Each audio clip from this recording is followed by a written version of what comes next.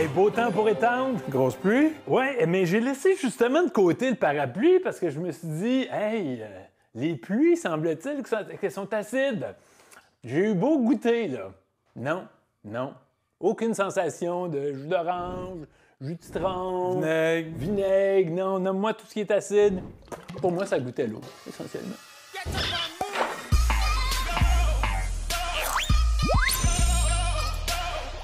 La présence de gaz carbonique dans l'atmosphère acidifie nos océans. Mais comment est-ce possible et comment ça fonctionne? C'est ce qu'on va vous montrer.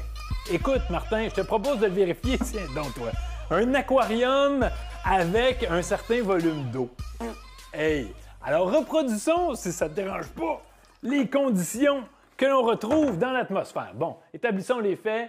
Il y a un nuage, donc de l'eau liquide, gouttelettes. Ces gouttes-là tombent vers nous, mais traversent au passage quoi? L'atmosphère. L'atmosphère, donc différents composés chimiques. Ici, on a de l'eau, aussi connu sous le nom de H2O. On va ajouter un indicateur chimique.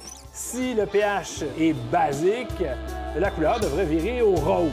Si cette eau-là est acide, l'indicateur devrait virer au jaune.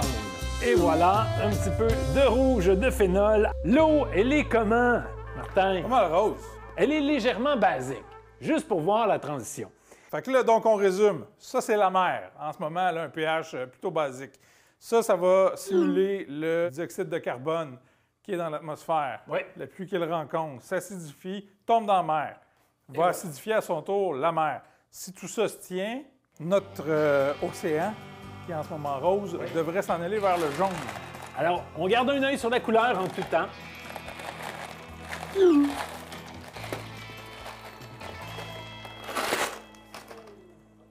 OK. Bon, évidemment, si on a un océan de ce type-là, c'est vraiment, on est au pays des merveilles. Mais moment of truth! Acidification, clairement! Alors, notre océan a viré acide. La preuve est faite. Le gaz carbonique acidifie le milieu aquatique. Si on conclut avec la démonstration fulgurante d'une acidification de milieu océanique, maintenant, il y a des choses qui vivent dans cette eau-là. Simulation des coraux sur lesquels on met de l'acide. On voit qu'il y a une réaction chimique qui se produit. La grande question, c'est l'effet des pluies acides sur le milieu vivant. Tous les vivants sont habitués de vivre dans un certain pH auquel ils sont habitués depuis des générations. Il y a des bonnes nouvelles. Effectivement, on a réussi à quand même progresser, à améliorer la situation au cours des 20 dernières années. Effectivement. Le combat du pH dans l'environnement n'est pas perdu. Donc, on a constaté que les pluies étaient naturellement acides.